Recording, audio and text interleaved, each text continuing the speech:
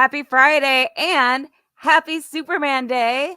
Welcome to another episode of Cosplay Cafe, where we are serving up a hot steaming cup of cosplay. Tonight's episode, we're going to be discussing Broadway and other musical influence cosplay. But before I bring out our guest, let's go into our ads. I've been a superhero for a long time. It used to be so simple. You catch the bad guys, do the right thing, save the world. Then I met Aiden, and things got complicated.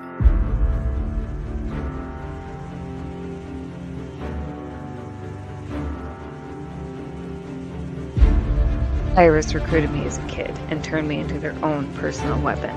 I couldn't see any way out until I met Marty. But now we're going to burn their entire organization down if we can. Forces of Nature, books 1 and 2, Scorcher and Thin Ice are available now wherever books are sold online. See www.kellyguentner.com. Pokeballs by Crayley is your one-stop shop for handmade magical creations that celebrate all the Pokemon universe has to offer. Available on Craylevanest.com, that's CraylevanEst.com, and possibly coming to a con near you. All right. So like I said, tonight we're going to talk about Broadway, other musical-inspired costumes, and we have my good friend Valerie Meachum, who is a Chicago area cosplayer. She's also a talented actress and singer. So maybe if you give her a lot of love in the comments, she'll sing for us. No pressure though, Val. I absolutely adore her. She has a great heart. She's super talented and she's just awesome. So welcome, Valerie. Hello. Thank you for having me back and all of the lovely compliments. You're welcome. Thank you for coming. I feel like the intro has been upgraded since the last time I was here. That was awesome. Thank you. Yep, that's a new intro for this year. Every year I kind of like to mix up a bit. And so King Aussie, when we first started the show, he gave us, I want to say he gave us 10 themes to choose from. And we just banked them. And he was like, you can just do whatever you want with them. So I've been kind of rotating them every year. That's fabulous. He was very generous. He also did my theme for Comic Story, which is my other new podcast. So I'm going to shout that out real quick. Comic Story is comics and U.S. history and how they intertwine. It's audio only. And the theme he did for that, I sent him some clips of like radio, superhero radio shows and news clips from the 40s. And I told him a little bit what I had in mind, and he rocked it. He knocked out the park. So that theme is pretty catchy too. Awesome. Well, hello. How are you doing tonight? I'm doing pretty good. It's spring and the weather, spring in the Midwest. So the weather, is what it is from one minute to the next. And my sinuses are following suit. But other than that, pretty good. Bipolar. Just kind of recovering from C2E2. I was just going to mention that we both survived C2E2. We did. Yay. I saw you once all weekend. And I know. I did see you a second time from afar, but you were all the way across the convention center looking gorgeous, by the way. I think I saw you from afar once too, but I don't know. I feel like you're lucky if you run into people that you know like once because it's so big. And it was, or you see the same person like 10 times and then another person, you're like, you were there. Yeah. Exactly. And I spent a lot of time in lines. I don't normally do the photo on auto thing, but I made an exception this time, which meant a lot of standing in line. So. Well, yeah, because the Critical Role cast was there and you're a huge Critical Role fan. I am. And so I was in Critical Role cosplay all weekend, including for the talent show, which was the first time C2E2 has had a talent show on Friday afternoon, which I had done a parody version of a song that I've used to do a lot in cabarets when with the group here in Elgin called This Place Is Mine, which is from Phantom, not the Andrew Lloyd Webber one, the other one, which if history had gone just a little bit differently, the Andrew Lloyd Webber would be the other one, but that's how it works. But yeah, it's in that version. Carlotta also runs the opera company, and it's the whole thing has kind of a lighter touch, and the song is kind of just this absolutely unhinged thing about running the whole place and blah, blah, blah, blah, blah. And I wrote it for Delilah Briarwood, because if Delilah is not a diva, I don't know who is, and it went very well. So that was my bit of Broadway for the weekend. Oh, I love that. And actually just went up on my YouTube channel because Amelia Crofty Pence was kind enough to capture video for me. So. Ooh. Let's put that in the comments so people can follow you. Where's your YouTube channel? Yeah, it would be easiest way to find it would probably be Valerie Meachum 1. Let's see. Valerie Meachum 1. Yeah. Let's see if I can get it. There we go. I have just. Is that right? Yeah. Is that a? Yeah, it's an M. My contacts are not quite sure. I understand. So I've just connected with it. So here we go.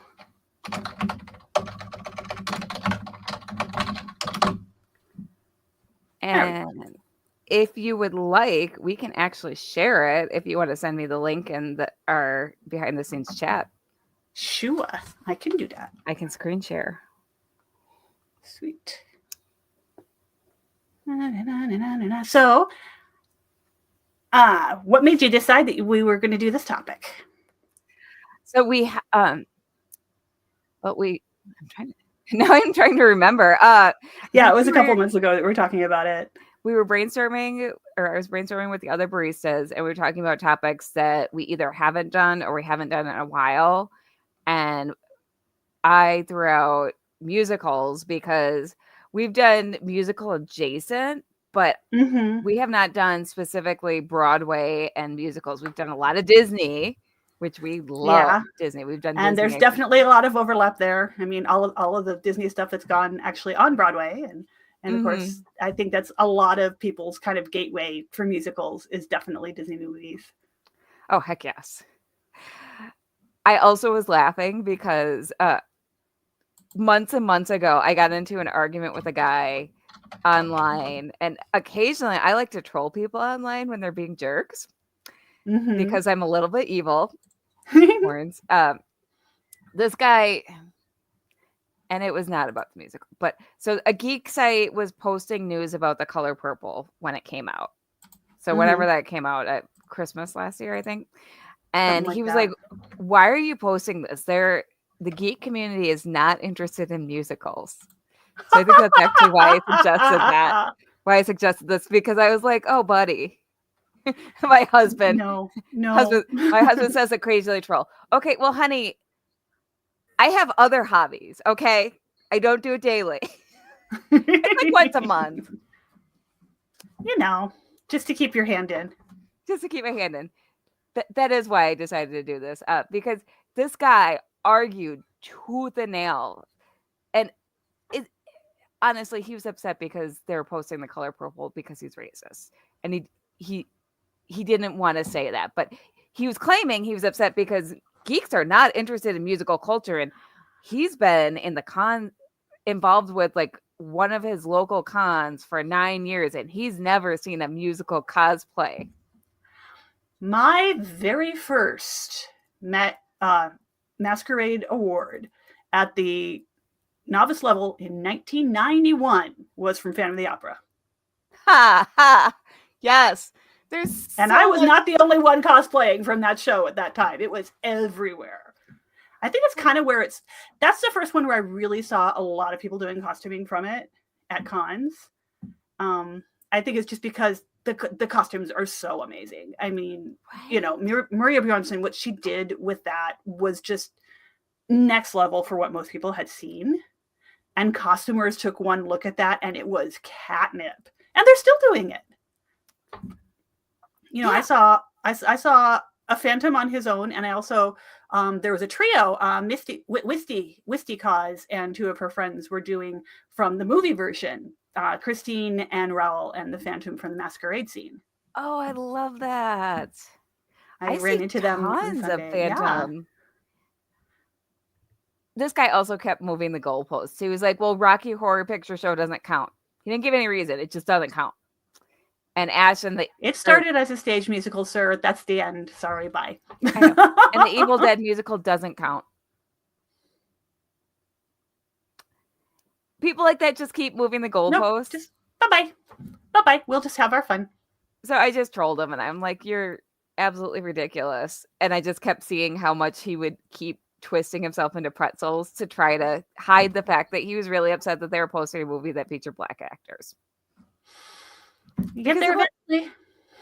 Though, sometimes it is about, like, I'm just going to gatekeep something stupid, and then I'm going to keep defending my position. And I'm like, y'all, sir. The rest of us will just be over here having fun. Mm-hmm. But that was why I decided that this topic needed to be done, because geek culture and musical culture, huge overlap. So many cosplayers used to be theater nerds, or still are still theater nerds. Yeah, it's a thing. Absolutely. I mean, that's why there was a talent show at C2E2, and three of the acts were musical theater based. If I wasn't tone deaf, I would have been a theater nerd. I'm so sad that I couldn't have been. Still be a theater nerd. You don't have to sing. I know, but I want to. Well, and nobody's going to stop you either. I mean, yeah, but casting directors. That's why you go to cons and just have fun. Nobody can tell you can't. Well, that's what karaoke nights are for. Absolutely. That is 100% what karaoke nights were for, especially at C2E2, which I may note again. The last time, I haven't been to the karaoke there in several years, but the last time I went, there were people doing stuff from Six. There were people doing stuff from Hamilton. I did something from Phantom. There were people doing stuff from Rocky Horror. It was, there was tons of what people were pulling up. I think the karaoke DJs were not necessarily prepared for as much as people wanted to do from musicals. Nerds love musicals. Yep. We do. And I have your video. Speaking of musicals, I have your video pulled up. Let me share the screen. I'm super excited. All right. You see this, right? Yep. All right. Let's watch this.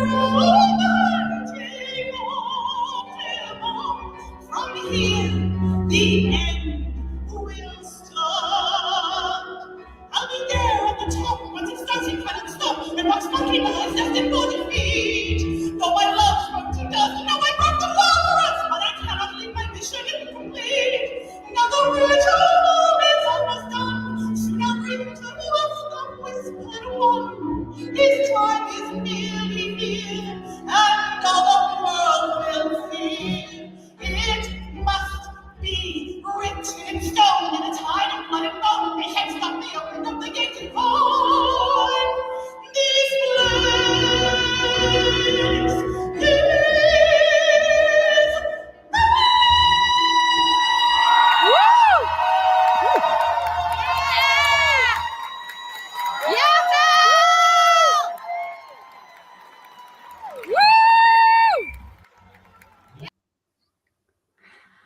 That was really good. Thank you. So that actually, there was a guy who put in actually 2 events. He did a regular one and a Disney one, Cosplay Cabaret at Gen Con last year. Speaking of geeks, speaking of nerds and musicals, we had, so yeah, and so I wrote it for that. And we had people doing, we had a guy do, I'm not that girl? No. Something from Wicked as Ford from Critical Role. We had people doing songs from Has Been Hotel. So that's another thing is we've got so many of these, the other fandoms also have musical elements to them. I mean, Jeremy Jordan is Lucifer, for heaven's sake. Yeah. So that was a lot of fun. And that the guy who organized that actually played live for us. And everybody, it went over really well, on Friday night at Gen Con. That sounds really fun. Also, Maverick Lael, James, just dropped in and said, "Hello, friends. Just saw your live. Hi, James. We missed you last weekend. I missed you last weekend." He didn't make it to C2E2, so. Oh, too bad. Next time. I know. That means I'm going to have to drag him out for something else. Yeah. Soon. Well, and it goes the other way, too, because you've got a lot of people now, you've got more and more, especially with, the Gen Z way of engaging with theater, people going to the theater in cosplay. They're doing it for Beetlejuice. They're doing it for Six. We did it for Six last summer. I made this. I actually had, my spring was so busy, I didn't end up getting tickets. I'm like, and then Artemis Fantasy had an extra ticket. And I'm like, fine, I'll take it. And she and Jen Watson and Vicky, Lady Victorious, had been part of a whole Six group at C2E2 last year. And that was organized by Sam, by Elemental Cosplay. And she was there, Bolin, and she lives back out in San Diego now. So I'm like, ooh, that's the one that I like. Can I put this together in 2.5 weeks? And I did. And it's still, I remember when you said we were going to do that, I said, hey, that'll make me finish my Berlin. I didn't. I'm still sitting here with raw seam allowances and like horsehair braids sticking into my legs. Every time I tell myself I'll finish it later. And this is your group, right? That's the group. Yep. I dubbed this 0.6 repeating because, yeah, I make math jokes. You all look so good. I love it. We had so much fun, and this was after we did Stage Door, and the cast, the cast loves seeing people in cosplay, and the front of house staff. I mean, and we're, this is grown-ups coming and doing it. I mean, kids is one thing, but they like seeing grown-ups do it too. I mean, go to the theater and cosplay. It's great. Yes. Only if it's comfortable though, because you're gonna be sitting there for a couple hours. Oh yeah. We're hopefully going to see, so we saw Little Mermaid when it was originally on Broadway, which is amazing, but the Little Mermaid is coming to, there's a theater in Fort Atkinson, the Fireside. So it's like one of those theaters that's round, or the stage is round and it revolves. And we're hoping to go to that. And I'm trying to figure out how much of a cosplay I will be comfortable in. Because obviously I have a ton of Ariel cosplays. I'm like, how much of a... And the crowd that goes to that is older. I know I'll be the only one in cosplay, and I do not care. There'll probably be some kids in cosplay, and I'm sure they will. And the kids will. I mean, it's a good thing that you are used to interacting with kids, because the kids will be excited by you. So exactly, that's the other reason why I'm like, yes, make some kids happy. Heck yeah. Also, Charlie just dropped in. Charlie Megan says, "Hi, so much Charlie. on one screen. We love you, Charlie. We love you, Charlie." Another person. Speaking of talent, I missed at C2E2. She was there, but I didn't. Charlie, I'm sorry. In her author capacity, being very busy, rocking it. Like, congratulations, Charlie. We're so proud of you. She, if you have not read Charlie's books, she writes under Charlie Rahe. That's Rahe. They are romantasy books. The series is finished. I know a lot of people like to wait until the series is finished. Her series is finished. It's amazing. Go get it. Yay. Greetings, programs. Multitasking, watching this and playing. Hello, Melody. That's Melody Jasmine Desjardins, another of our regulars. We love you, Melody. And thank you for watching us Also, good luck with magic. While playing Magic. That's definitely multitasking. Yeah. That is a So, game that Valerie, you need to pay attention to. yes. For anyone who didn't catch your first episode, how did you get into cosplay? Way back, I was 11, and we were watching Doctor Who on the PBS station in Denver, and they had a PSA for StarCon Denver, and I asked my dad to take me, and he did. And I went on Saturday, and I saw grown-ups in costumes, and I said, "Oh, this is a thing that I can do." And I went home, and I got my little shimmery disco dress out of the closet, and I took and cut a out of cardboard and colored it with a silver marker.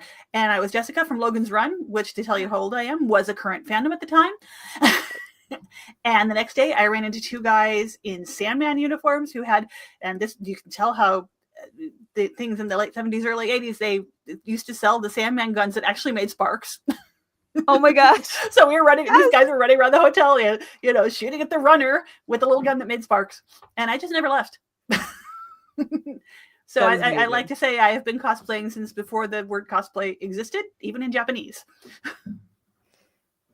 Yeah. Because that was 1981. Oh my gosh. You do not look old enough to have been cosplaying since 1981. Well, I was small. I figured, but still. Also, James is saying I'd have to plan a weekend at C2E.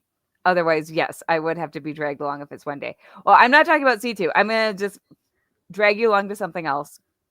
I'll figure something out. James was my Nightwing at to my Batgirl at a store opening a few months ago. I got or not a store opening, sorry.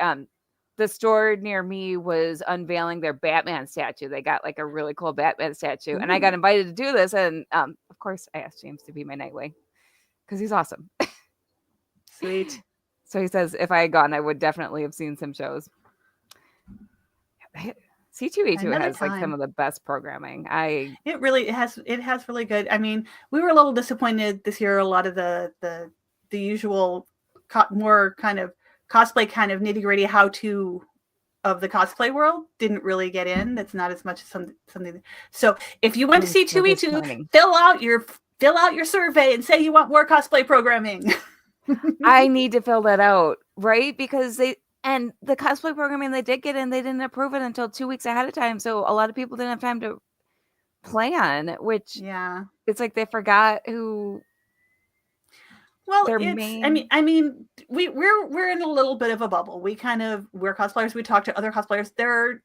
The vast majority of people who are there in their street clothes, they're like, oh, cool. People in costumes aren't necessarily interested in the kind of inside baseball of cosplay that our programming is about.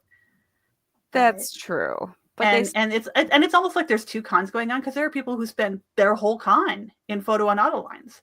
We don't see those people. It's like a completely separate con. They're just there for the celebrity petting zoo. And it's a good way to put it. But that's Repop's bread and butter, and we can't really argue with that. So I completely understand, but I also cannot imagine paying that much money to spend my entire time in line. I know. Like for I did 30-second one interaction. Group photo op and 2 autos, and that was more time than I ever want to spend in line again. I waited in line for an hour and a half for Tom King, the comic creator. And that was worth it because I did get to talk to him, and I absolutely adore the work he's doing on the Black Canary miniseries, and that's my favorite. But that's rare. I hate lines. Same. ADHD. Yeah, it's just not what I'm there for. I'm there to see. I'm there to see our celebrities. I'm there to see our people. Yes. And yes, I can see them anywhere, but it's just, there's something about that atmosphere, and everybody brings out their best, and we're out there on the concourse, and we're, and it's just the atmosphere. Oh, for sure. And yeah. And I'm there to see comic creators too. And most comic creators do not have an hour and a half line. Tom King is just an exception. He's an exception. He's the hot comic creator right now. He's on everything. Well, and it was so funny because, in the 5 years since the last time the Critical Role cast was there, because last time I went, I just did an autograph with Sam kind of on the spur of the moment, and I waited like 10 minutes. And the reason that I did it, to bring it back to the theme of the show, he was the first Gavroche I saw in Les Mis when I was in college. Oh my goodness. He was Gavroche, and his younger sister Eden was the little Cosette.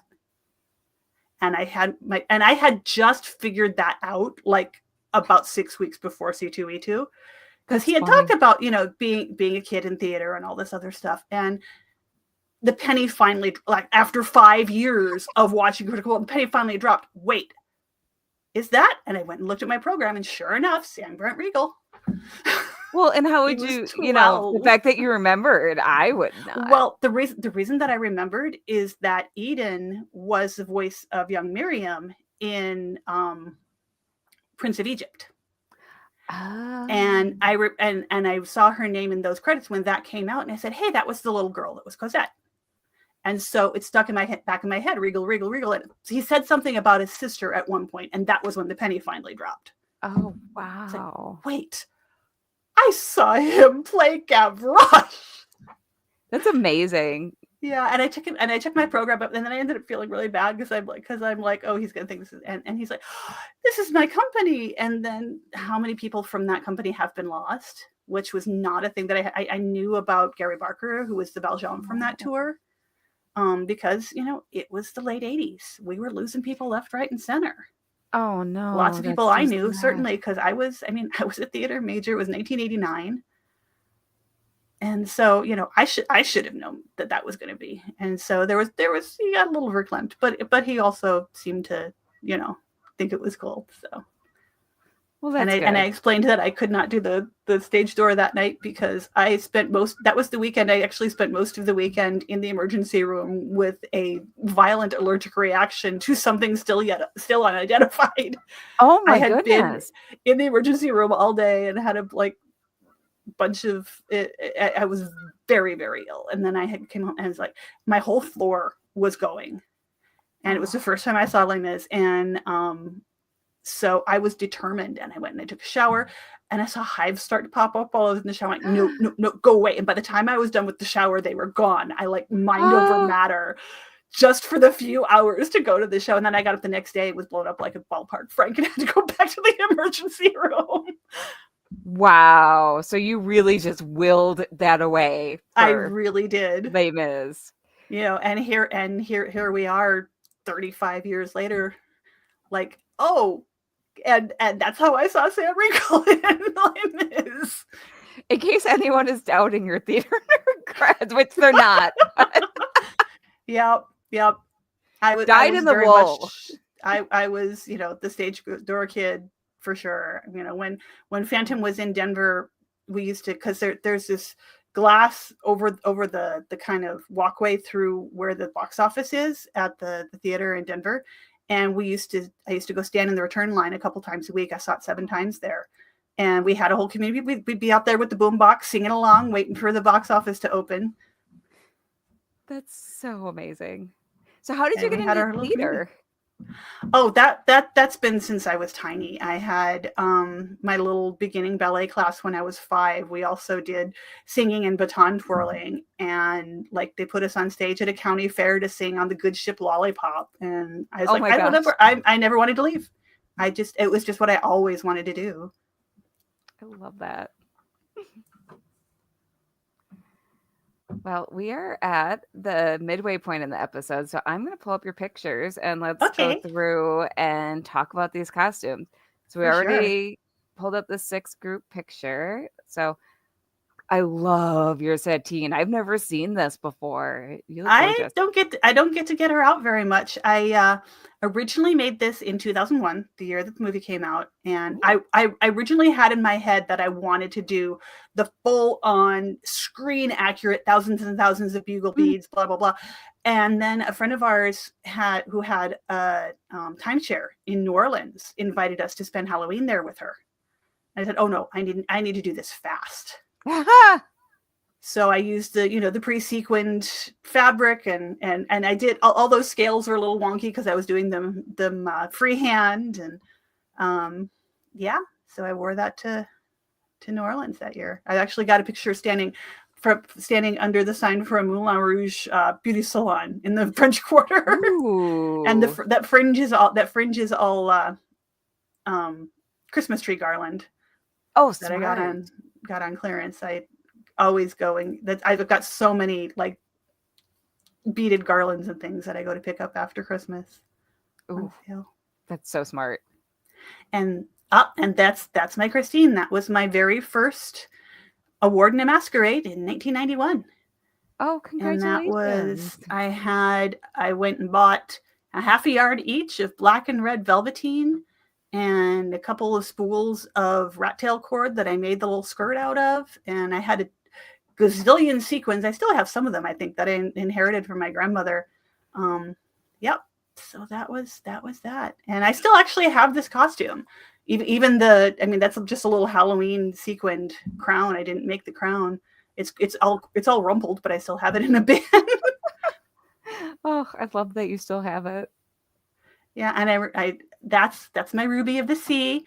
I actually just wore her last weekend, and I went back to my old stomping grounds. The jester there, they are somebody that I met online and then in person at Grand Rapids Comic Con, and they are a theater major at Michigan State, which is my alma mater.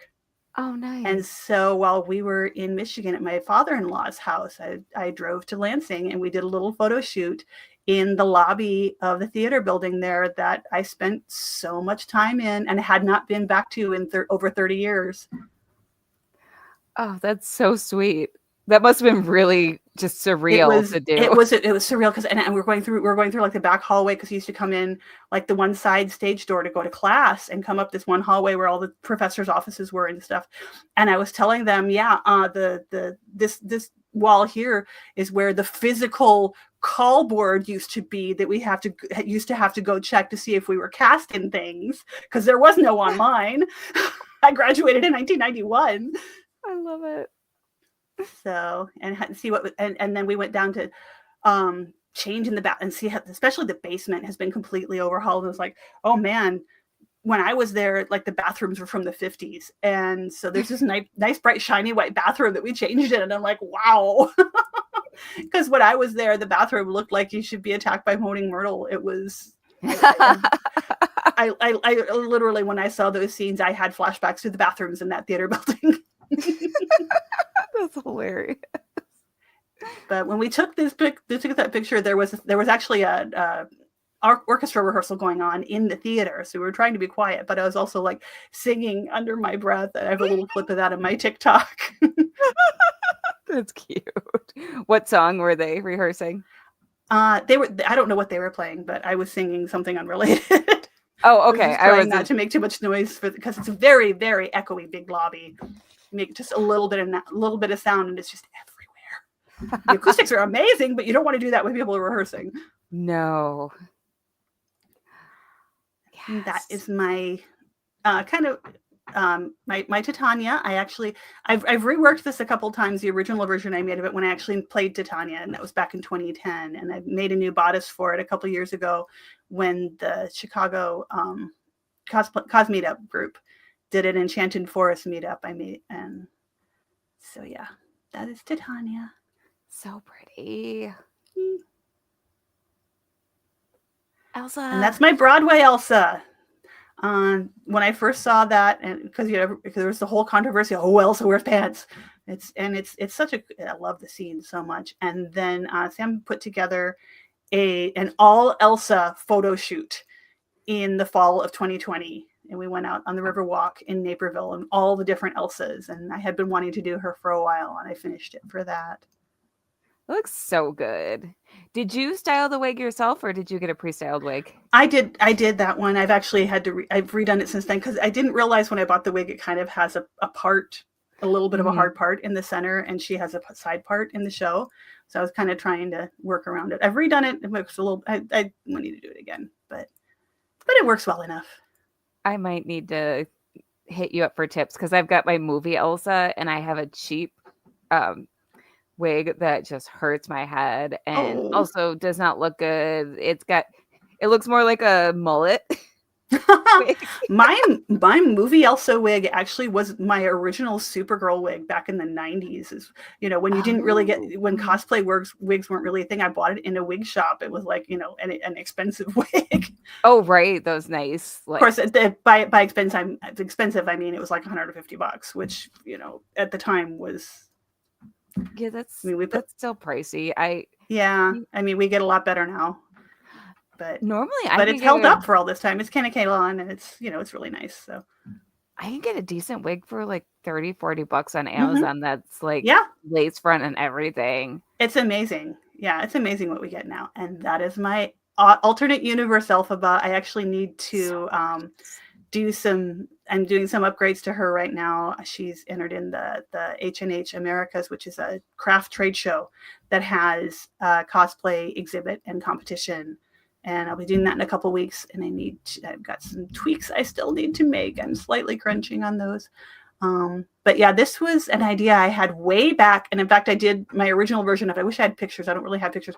I had the idea because I found this dress in an antique store in Chicago that was like an old chorus girl type dress with these like purple and green sort of petals, and my first thought was that would be like if the dressmakers and it would be like it was like a combination of Elphaba and Glinda, because it made me think of Glinda, but it was the colors for Elphaba, and I actually wore that Halloween to be like, what if Elphaba had taken the wizard up on his job offer? Ooh. And it's just kind of been cooking in the back of my head for 20 years. And I was originally going to make it decided I was going to make it and start working on it and do it for Crown in 2019. And then that got derailed when Star Wars Celebration was coming to Chicago that year. I said, nope, I'm making a Padme. So she got pushed off. And it took me 3 years really to get this made, because I first drew 4 years to finish, really. Because I first drew the design in July of 2020. And a lot of it is many, many, many, many hours of single sequence. That is so much work, but it is so stunning. And I love the original twist on the character. Just the original design is so creative. It's inspired. The whole concept in my head is inspired by the Time Dragon, because it's a much bigger presence in the novel. And so it kind of took it from that, and the designs of the show, and so. I love it. I really love it. And I put the Ozma poppies on her crown. That's my Lizzie Siddle. I made that I actually made that for a theater piece that I'll probably never actually do. I had wanted to write for many, many years. I had in my head a one-woman show about Elizabeth Siddle, who was a Pre-Raphaelite artist and poet. She was the model for the very famous portrait, painting of Ophelia floating in the river. Oh. And there are like dozens and dozens of drawings that her then fiance, eventually husband, Dante Gabriel Rossetti, made of her when she was in Bath for her health, in this fan front gray dress. And so I did it based on that. And the Chicago Historical Costume Society had a shoot last fall out at Graceland Cemetery. And so that's from that. That's gorgeous. Have you considered maybe writing the one-woman show and doing it for YouTube? I've thought about, it's written. It finally got written, and I actually did a staged reading of it back in 2014. And it was getting it, it's like, okay, I need to learn this. Because my original thought was maybe to do it like in galleries or in the thing is, she died at 32. Oh, man. There's just a time limit on my being able to do the role. And I have thought about doing it, maybe reworking it as a book and doing like an audio for it, but I really haven't decided. I've got so many other projects going on. That's the big thing. It's a 2-hour. It's an evening length piece. I feel that. Before I edited the hell out of it, it would have been like 3.5 hours long. So, and my postmenopausal brain is just not learning all of that. I understand. So even if I could, sell, even if I ignore that, I don't look like that, that age anymore. Even if I could sell that, I just can't learn the thing. I get you. I feel I'm So I may do perimenopausal, it so in some I may do it in some kind of multimedia format that where I can read things and do it as like a video project or something. But that's kind of been percolating in my head. What I will probably do is eventually publish it for others to perform. that would be really cool too. Yeah, just very interesting. So good to know. And it keeps coming back to theater. Speaking of Broadway cosplay, this was CW. Was it CWC? No, it was Amanda's group. Everyone's a Princess. Got invited to. This was the DuPage. I think DuPage Symphony had a musical night, and this lady did "I Dreamed a Dream," and I came dressed as Cosette. So we had our Cosette lockets. Not Cosette, Fontaine lockets, and I actually just made these sleeves to go with my Regency dress that I had for other things, and slapped on. That's my Supergirl wig. That is a good quality wig. Like it's decent. That's an Amazon wig. That's not even a lace front. It's my current Supergirl wig. It's my current. No, it was my previous. I have one since then. Okay. Oh, okay. Kara keeps getting new hair. That was the last one I had in for my old suit, and then I got one that was more like TV hair. My Black Canary keeps getting new hair too. Like when you cosplay a character over and over again, you need to. And she's had 2 costumes and 3 wigs since 2009. So yeah, valid. Well, ladies change their hair pretty often too. So there you go. I try not to have too many wigs. And there's Delilah. We saw her singing earlier. So pretty. I had a lot of fun with that one because, and it ties back to musicals again. I've got the you can't really see it well in this picture, but the waterfall drape on the sleeves and on the bustle. I actually was trying to figure out how to add a little bit more detail and texture to the animated character design. And as I was thinking about that, I was paging through Instagram, and little Lottie had just finished her wishing dress for New York Comic Con. And I'm like, that's it. That's what I can do. And she's also a critter, so she was delighted that her thing was inspiring a Delilah. But yeah, I had so much fun with that one, and going back and looking at what Phil Baristas said his inspirations were for the character design. I said, yep, I can see that. Yeah, sorry when I wore that was my son peeking in. He just came from bedtime and just was like, "What are you doing, Mom?" Yeah, this is the costume when it fits properly, because I forgot my corset last weekend. Oh no!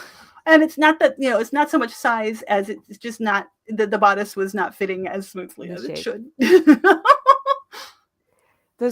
There's a reason for corsets. Like, they make a difference. It's not about being skinnier. It's about being a particular structure and holding up the weight of that skirt. That waistband was about cutting me in half while I was singing. Let me tell you. Yeah, and a proper fitting corset doesn't hurt. I'm going to say this over and over and over again until I'm blue in the face. Like those people complaining. Abby Cox's new video this week really gets into the difference between how they were made when people were wearing them every day and how they're being made now, and why, she's like, hi there. Because she's asleep. He's like, what is going on?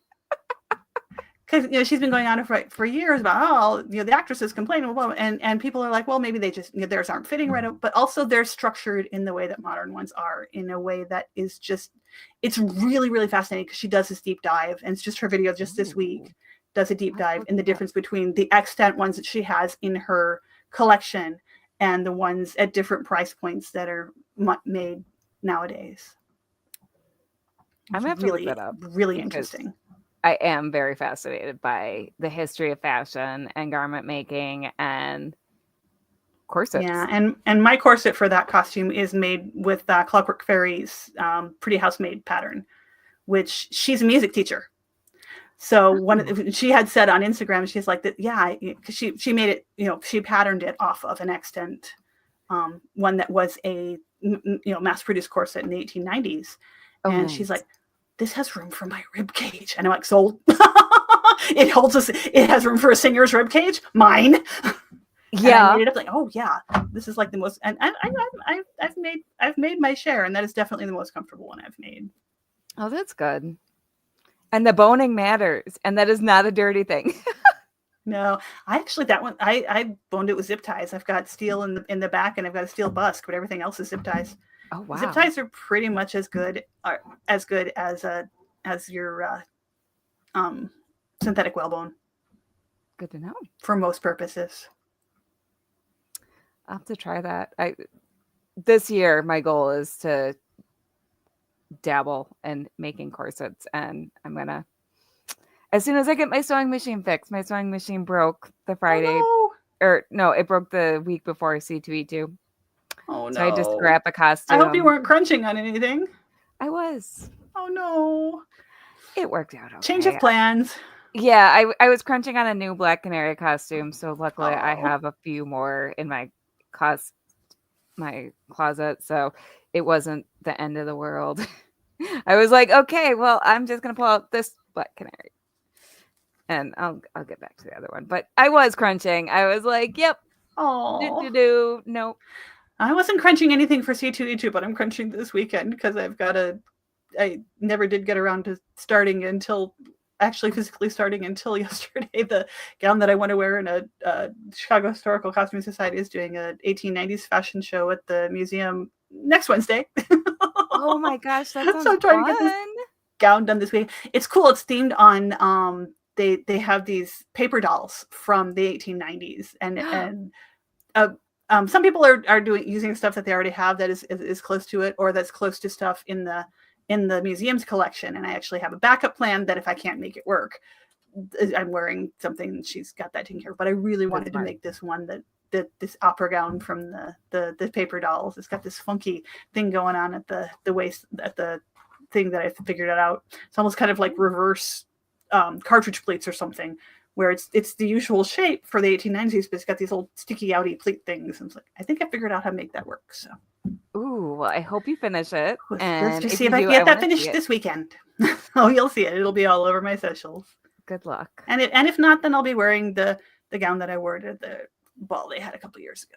So it's so smart. I found a picture in the, well, there's so much going on in life. I was like, I don't know if I will be able to make this or not. I'd like to make it. And I was not planning to make it this weekend, but that's what I'm doing. So that's what always happens to me. I'm like, I won't procrastinate this time. Lies. Hi, Eileen. Oh, I'm missing a comment. Oh, Eileen Peterson says cosplay Auntie. Hi, Eileen. Aww. Eileen was she's fantastic cosplayer from Memphis. I think she knows DL. But anyway, yes, we had a mother-daughter. She organized for mother-daughter Jester and Marion photo shoot at C2E2 that I'm so excited about it. Their pictures are amazing. And she's also theater people. Yes. Also, if she's from Memphis and she doesn't know DL, she should look her up because DL is amazing. Sorry, go ahead. Yeah. So, yay. Hi, Eileen. Aww. Glad to have you, Eileen.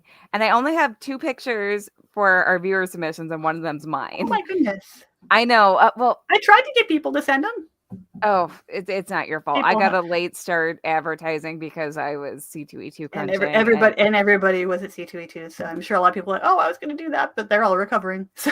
Yep. So if you all see this episode and you're like, man, I meant to send it to us anyway. And we'll post it on the socials. Yes. Because I want to see.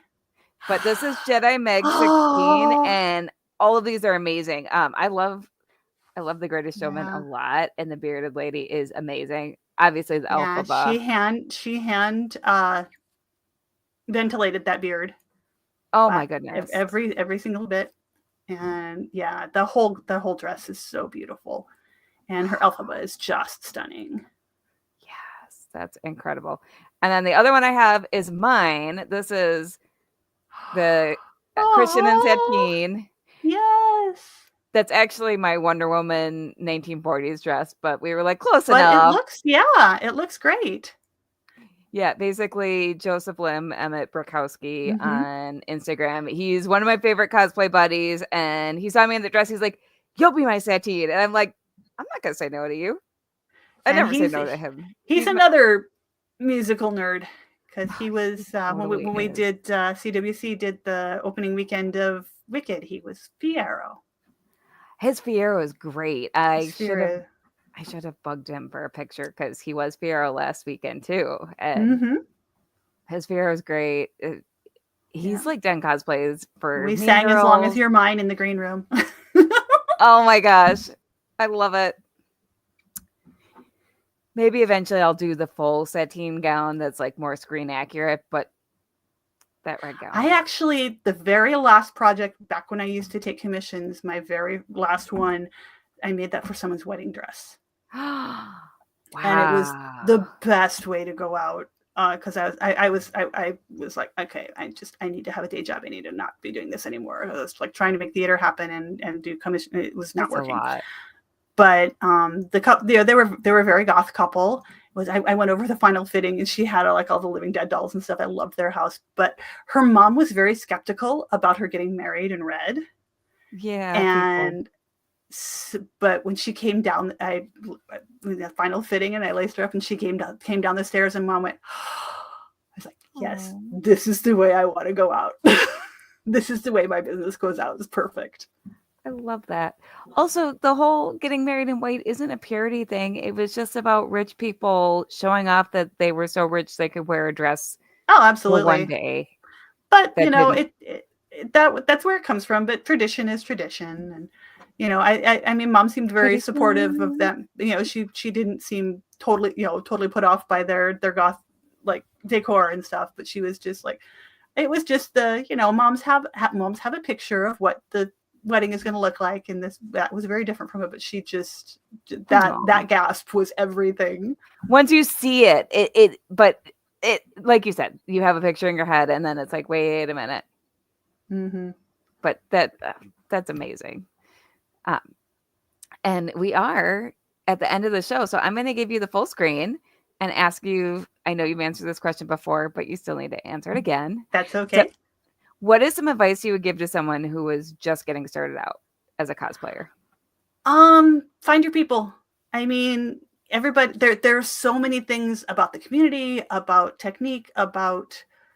It's just find your people, and then when you doubt, you've got someone to say, yeah, do the thing, or I will be beside you when you do the thing, or oh, you're not sure how to do that, try this. Any of those things, and don't be afraid to approach people. I know that's easier said than done, but the community, by and large, just 97% of people will be like, come in, little chick, we will take care of you, and you belong to us now. So please just do the thing. Agreed. And if you're I'm sorry, go ahead. That was it. We want you. And I was gonna say, if you're introverted, just wait patiently and an extrovert will be assigned to you. Yep. It's like the cat distribution system. It's the extrovert distribution system. Well, as an extrovert, I will find you. I will adopt you. I will make you love me. Okay, I will respect your space. I promise. Maverick Lale said the answer does indeed resonate with me after how last weekend went. Oh, I'm so sorry. Sorry to hear that.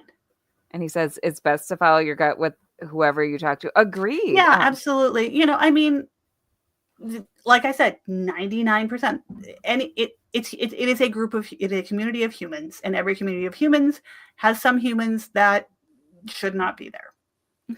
The rest of us will take care of you if you run into them. And it makes me so sad when I hear people tell the stories of, their first encounter with somebody was someone they should not have encountered.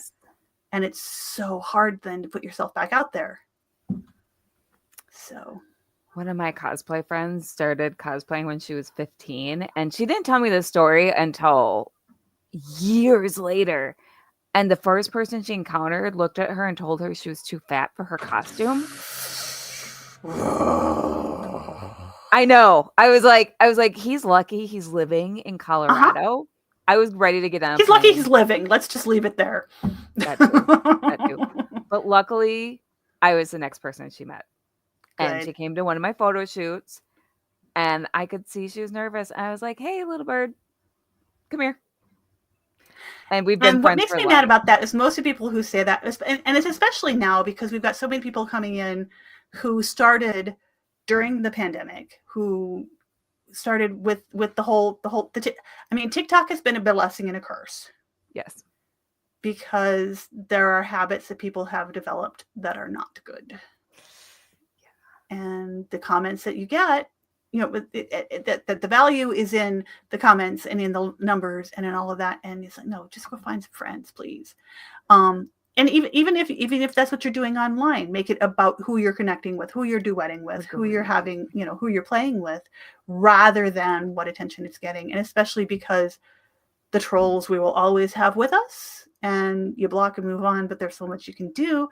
But the trolls, the ones who are out there judging people's bodies and judging people's work, and they're not part of us. They could be doing so much more. Well, and this was way before the social media was really big. Mm-hmm. This was back, and this was a guy who was like starving himself, and I'm pretty sure doing steroids to like get into cape shape. He was gross. But those people, yeah, just ignore the noise. First of all, there are worse things that you can be than fat. Fat is not an insult. Your body is just the canvas you're painting on. Cosplay is for everybody. Cosplay is for everyone. Everybody. Everybody. And everyone. And That's right. James says, I will confirm Kelly is indeed an awesome human being. Aw. Can confirm. Love you guys. So, on that note, again, cosplay is for everybody, no matter what your race, size, gender, sexuality, religion, age. We love you. We want you. We accept you. Ignore the haters. Come play with us. Come play with us. My husband says confirm too. You guys are going to make me cry. All right. So, Valerie, where can people find you? I'm probably most active on Instagram. That's the handle that I've got on there, V Meachum, which is because, funny story, my full name, Valerie Meachum, it's been telling me for over a decade that it's taken, and yet it's not. So everywhere else, it's just Valerie Meachum, my whole name. If you search it, you'll find me. Gotta love Meta. I mean, if it's been telling you for a decade, that's before Meta. But still, we're going to blame it on Zuckerberg. Yep. I should not have said his name. Don't get me, bots. Please tell me he won't appear. Yeah. But anyway, so yeah, I don't understand why. Well, I used to think maybe it's because it was too long. Nope. It just says that there is an account by that name, and there's not. So there's a ghost. There's a ghost with my name on Instagram. There is an account that took Phoenix Cis cosplay on Instagram that just made like 2 posts like 7 years ago. No, it's fine because oh, sorry. Go ahead. Now we're Phoenix Cis Entertainment, so it's fine. But for the longest time, we could be Phoenix Cis cosplay everywhere but there. And then whenever I'd screw up and give it to people, people would give that name to people because I forget. Because it's easy to forget. People would be like, are you sure that's you? Because it was like 16-year-old girls. Oh, no. That made this account and abandoned it because, Yeah, because 16-year-old girls. Yeah. Yeah. I mean, I have things that I've abandoned. I can't judge. No, I'm not judging either, but I'm like, can't there be like a time limit? Right. Oh, well. But now we're Phoenix Cis Entertainment everywhere, almost everywhere. So come follow us. Come say hi to both Vale and myself on your social media of choice, preferably Instagram. That's where Curly and I are most active too. Otherwise, hope you all have a great holiday weekend and definitely keep cosplaying. And we'll see you out there.